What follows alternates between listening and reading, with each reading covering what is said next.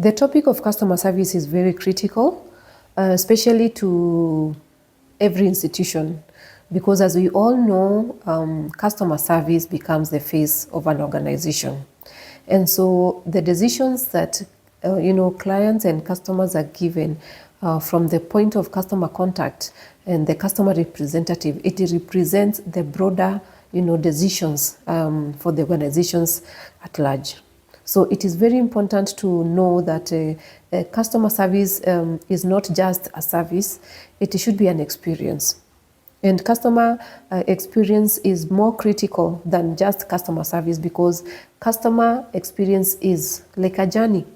From the time you get to know a customer, from the time a customer onboards your organization or your institution, to the time they leave, leaving, that meaning that they no longer they are no longer in any relationship with your organization. So customer experience is a journey, and it includes the experiences, the communication, the mistakes, the corrections, the interactions that you have with that customer. So for me, an experience is better, customer experience is greater and broader than a customer service itself. You realize that customer service is more of customer oriented, because it is the customer who comes to contact the organization. It is not the organization that goes to, sometimes it is not the organization that goes to reach out to the customer. So for me, customer experience, it is interactive, it is a two-way, it is whereby the customer goes for the institution and the institution goes for the customer, to interact, to notify, to create awareness, and to lobby for products and services, even if the customer is not even interested with those services. And so you realize that there are organizations, even without you asking for their services, you just have to know them, because every time they are on your toes, they are always keeping you updated of their services. They are always keeping you updated of what is coming up during the weekends. They are keeping you updated of the offers that they have. And so it becomes very difficult even to forget about such organizations, because they are always sending you alerts. And in a day, sometimes you can even have like 5 to 10 alerts from one institution, letting you know about their products, cautioning you against, fraud, and telling you so many things about themselves. So that becomes an experience.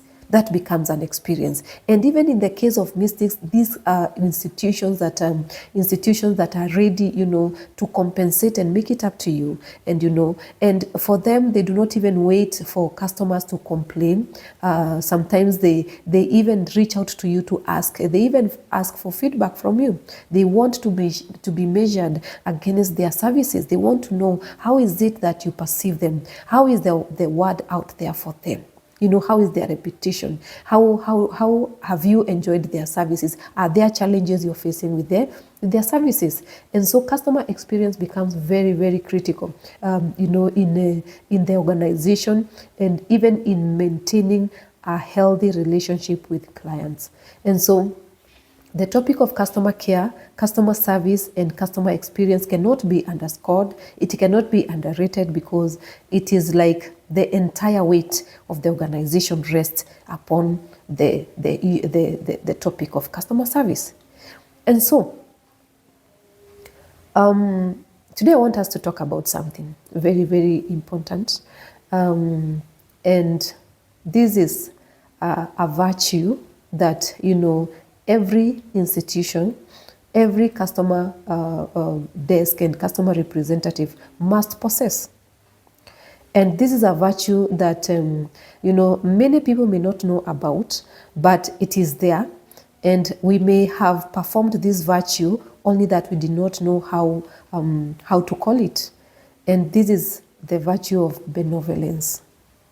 Benevolence, yes, you heard it, benevolence. So what is benevolence? Benevolence is a virtue and is an act of intending to mean well towards the other person. And in this case, the customer.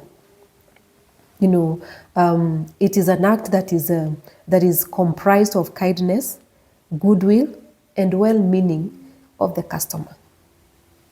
Not just the customer also, but even the meaning, the well-being of the institution. So benevolence is very key because sometimes we are forced and we are compelled to handle customers differently. And I understand that it is not every customer who presents themselves to our organizations that qualify for our services.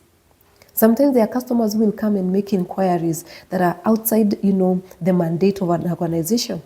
And some of these customers, in as much as they qualify for these services, they come in different sizes.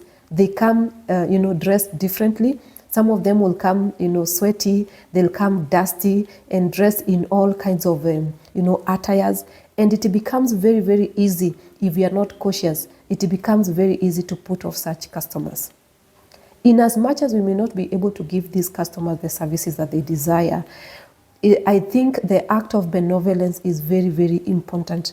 And it is one of the virtues that can easily sell out an institution in a good way or in a bad way. Because benevolence then, it is the act of well-meaning. Whether the customer qualifies for our services or not, the act of benevolence is very key, because in as much as this customer does not come, does not qualify for our services, then what is the perception that the customer leaves, when they leave our institution? Were they treated well? What is the perception that these people have when they leave the institution, when they meet with a customer service representative? What attitude do they leave, for that organization? In the event they are asked for, for a referral, in the event they get a referral, can they, give a good referral? Can they stand up and say, these are good organization? Because one employee's mistake, according to the customer, it is not just that one employee's mistake, it is the organization. They do not even identify the person who mistreated them. They identify the organization. They quote the organization to tell you that the point of customer contact is very, very important. And therefore, the act of benevolence comes into play, whereby no matter the type of customer we face, then it is always good to mean well for these customers. A case scenario is whereby some of these customers who come, whether they are our daily customers, their customers will come and release information to you, private information that has nothing to do with the services, that is outside the mandate of the organization, and they release to you and they give you really confidential information that they just don't know how to hide it. Some of these customers will come and tell you their private matters, about their marriages and, about how their spouses are doing A, B, C, D. And some of them, they even break up. They break at your office. And at that point, I do not think that customer, all they need, those customers, they're not looking for solutions. At the moment a customer comes and starts giving you private information about themselves, I think the best response is to keep quiet, sit down and listen. Because this customer is not looking for solutions. They are not looking for your services at that point. All they are looking for is an ear to listen. And it is at that point that we can easily get a rating from a customer, whether we really intend well for them.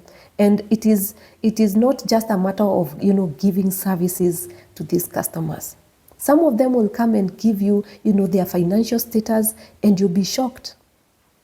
You'll be shocked that some of these customers, they have, really huge customer base, financial base, and sometimes they do not even look like it. Then at what point then can we be able to mean well for these customers? Because they will release to us information that has nothing to do with our professionalism.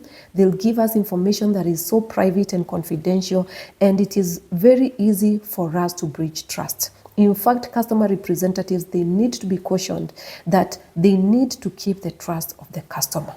The moment a customer comes and shares information with you, private and confidential information, that is not the time for you to go and tell stories. You call your colleagues and you start talking about, the customer. I do not think that is right, because the next time the customer comes and they find a different face, and there's a way they are able to identify and they are able to see that this person has already acquired my information, and so the way they treat me is a little bit different. There are people, once they get to know the financial status of a customer, and especially if the customer possesses a large, financial base, they start manipulating the customer. You start giving stories that like you want to get some help, financial help from the customer. And so you start manipulating situations to your favor so that you can see if the customer can be able to favor you. I think it is not right. In fact, it is not right. And the act of benevolence is not at play. Now, you realize that benevolence is not just applicable to customer service. It can apply everywhere and anywhere. Institutions that are even not, formal, even in our businesses, in our private businesses. Say, for example, for lack of want and with all due respect with all due respect to these types of businesses. For example, a pub, whereby somebody will just want to come sit down and have two for the road, and just go home. And you realize that these customers, sometimes they come there and they exceed the way they wanted to take. Instead of having two, they'll have even 10. And before you know it, they have taken to stupor. They can no longer recognize themselves. I think at that point then, we owe a duty to these people. Because these are people with families, these are people with children, and their families and their children who are going to school. Sometimes everything probably is even pegged on this on the financial condition and the well-being of this person to be able to make sound judgment. And so some of these people, when they come to these joints, we tend to celebrate, especially maybe for the waiters and the waitresses and even the bartenders. Sometimes we tend to celebrate that, yes, we are making sales and today we are going to break a sales record. I think over and above selling, over and above making these financial breakthroughs in sales, I think we owe these people a duty of care. We owe them benevolence. We owe them, because the moment you realize somebody has taken way beyond, their expectation, these are already a person who cannot be able to make the right judgment. They cannot even be able, at some point, yes, they may be able to find their way home, but at what expense? At whose expense? And when they go home in that state, what do you expect their families will be? I think the duty of care not only starts where we get to know the customer, yes, but it is a journey that we are always intending well for the customer, not just at the point they are in, but even for the entire well-being of that person and their life. And it doesn't have to be much. It is maybe a word of caution. Sometimes you realize that this person has taken too much, and I think at that point you would rather not even sell to them. You just tell them, you know what, Mr. So-and-so or Miss So-and-so, I think it is enough that you go home. So it is not just a matter of money. It is not even an issue of money anymore. It becomes an issue of, how intentioned or how careful are we when we are looking at these customers. Some of us, some of these people, sometimes they come with all their friends, and they take all types of drinks, and before you know it, it is almost morning, and they cannot even recognize themselves. And it is easy for even the people who are attending to these people even to create bills that are not there. Or even you scheme ways of how to rob these people.